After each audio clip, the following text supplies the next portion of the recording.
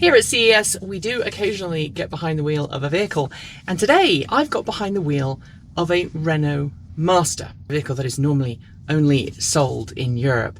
But I'm here with Philippe Devine from Renault, and this vehicle is here for one very special reason. Philippe, would you like to tell us a little bit about this vehicle as we take it around? Yeah, this vehicle is fitted with a hydrogen range extender. Right. And allowing it to extend the range of the original Master ZE from around 100 kilometers to more than 300 kilometers. Tell me about this idea of having a range extended hydrogen fuel cell system on board, because a lot of people who like the idea of electric vehicles because they're not hydrogen fuel cell vehicles, and a lot of people who watch this channel would turn around and say, you've actually made this vehicle worse. So tell me a little bit about the decision to do that, because you've been working with Ferruccio on this, correct? Yes, we have been working primarily with Symbio. Symbio has been developing the fuel cell and also studying the adaptation of the fuel cell to the Master ZE. We have done that on the basis of the Master ZE because it was relatively easy. The fuel cell is just being used to recharge the battery, and therefore the incorporation of the fuel cell into the vehicle was relatively easy. Why does it make sense? It makes sense on such a vehicle because of the weight and the size of the vehicle, of course, and the relatively limited autonomy that is granted by the original battery.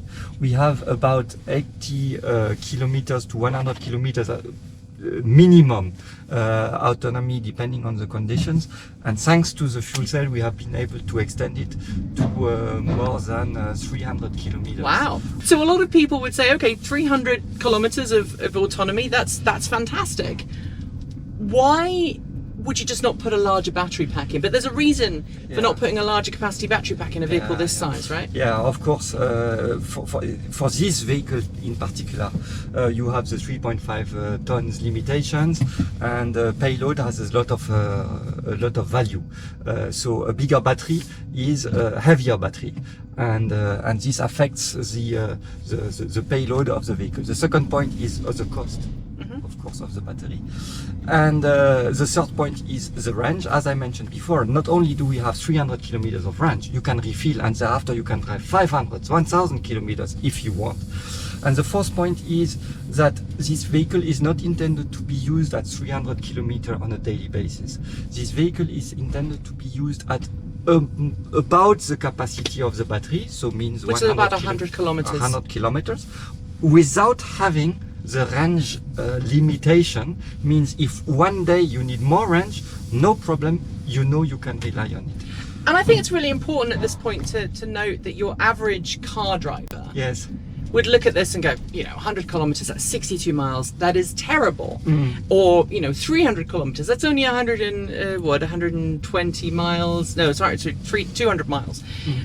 That's terrible, but the reality is these are delivery vehicles that are designed for delivery use. Correct. That are being used in urban cities across Europe and in other markets around the world, where they drive less than 100 kilometers a day in their daily use cycle, correct? Yeah, yes, you're absolutely right.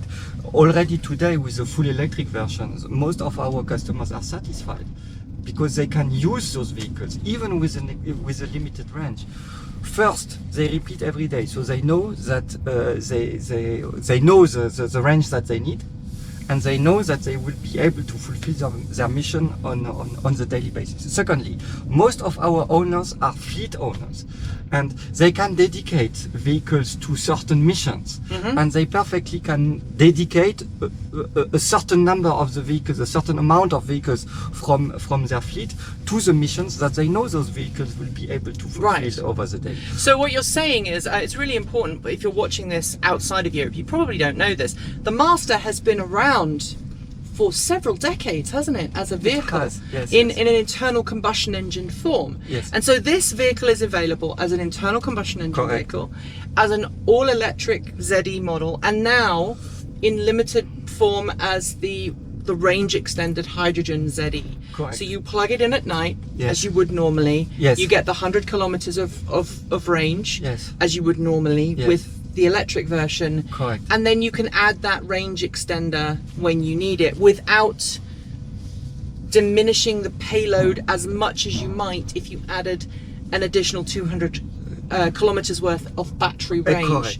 Because in a vehicle this size, adding 200 extra kilometers of range in terms of batteries would be 60 to 100 80 or additional kilowatt hour required, and this would be a weight of close to 500 kilos, let's say, or more. That reduces your payload to 3 tons. Yes. Instead of 3.5 tons. Well, yes, payload is the global gross vehicle weight. It's the payload. We have 3 tons. But anyway, it reduces a significant amount of the payload because you have already the vehicle empty load of about, let's say, 2 tons. So a global payload of 1.5 tons. If you take 500 kilos off the available payload, it reduces it to less than 1 ton, to a certain extent even to 800 or 700 kilos, which makes the vehicle useless. Yeah. So for those who are watching, you might not know this, but we have this experience. I know I'm driving round and round in circles, and I apologize for that. This is Las Vegas, and we're not allowed to. It's very difficult to put this car on the road in the United States because it's from France, it's French plated and everything else. There's a whole number of hoops that you have to go through to make that happen. But in terms of how this feels to drive, this feels just like any other ZE vehicle. I can hear a whir from behind me. Is that the hydrogen range extender? No, if it comes from behind, it's not the range extender, because the range extender is in the front. Wow! So that's general vehicle noise that I can hear behind me. Wow! It's just a general vehicle. There is no active system in the back of the car, so there is no noise that is generated by the traction chain or the range extender that is coming from the back of the car. Let's talk about the cost analysis for running costs based on, you know, your average fleet. So let's assume you have a fleet of vehicles. You've got some regular internal combustion engine masters, you've got some BEV, battery electric vehicle masters, and then you've got one of these. So how do they compare cost analysis wise?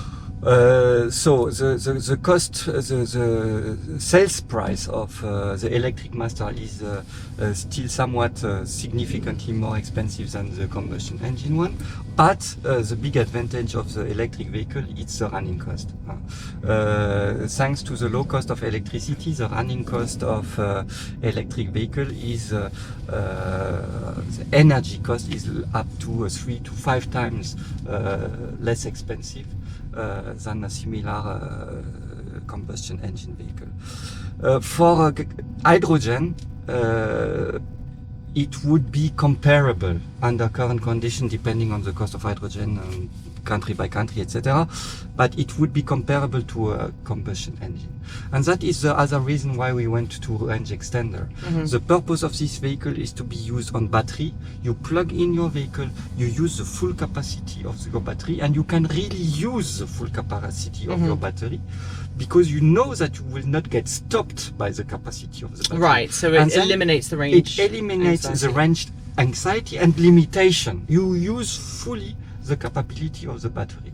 And then the hydrogen only secures that in terms of variability, or the day you need it, you can run on hydrogen for the additional kilometers that you need on top of the range that is granted by the battery. Therefore, in terms of running cost, you have the full merit of the electric vehicle plus the full possibility of the range extension based on hydrogen. This is showing me that I've got nearly a full battery pack as well, and I've got 147 kilometers of usable range right now, which is just towards that 80 something miles, 80 or 90 miles, in addition to the full 60 miles or so of the battery pack. And this is only a 41% full hydrogen fuel cell tank. So let's stop up here and let's have a look inside, and you can talk me through some of the things that make this different compared to some of the other vehicles that I've seen from Renault in the past. And in terms of driving it, you know, it really is just as simple and just as quiet, just as pleasant to drive as any fully electric Renault. Tanks have been located under the floor. Wow. So there's absolutely no diminishing of the load bay space, the cargo bay space. And that's really impressive. I expected there to be kind of some reduced capacity inside. Now, how does this compare to the floor of a regular Master ZE? The floor of the Master is one of its unique selling points. Being a traction vehicle, the floor is low, and it is a very well accepted feature of the vehicle. And the floor of this vehicle is absolutely identical to the floor of a combustion engine or a conventional ZE version. And you can get a pallet truck in there just like you would any of the other impact on the load volume. Presumably everything is nicely protected and hidden of under course, there. it's under the floor, it's protected by a specific shield, and there is absolutely no impact on the vehicle. And you said earlier on that the range extender sits up front, so it's out of the way of the rest of the vehicle. Yes. And you fill up here, is it? In the Yes. So you have the filling places. On this side, it's the charging. Okay, so you've got a standard Type 2 charging inlet there. Exactly. Yep. And on the opposite side, we have another filling flap. And what pressure is that? This one is 700 bar. 700 bar, okay. Which is becoming the standard, isn't it? Which is becoming the standard. Right. And you can just see a very conventional high pressure filling pipe. So there we have it. That there is the Renault ZE Master Hydrogen Range Extended electric vehicle. Thank you very much, Philippe. It's been wonderful to see. We don't know yet if this is going to be coming to New Zealand, but I think it could be really useful. And as Philippe was telling me earlier, it's not designed to replace battery electric vehicles, but it's designed to be used in situations where the driver is not sure exactly how far they're going to be driving in a single day. I've really enjoyed it. There'll be more content coming from CES 2020 very shortly. But until then, I'm Nikki Gordon-Bloomfield. Kakite, and see you next time.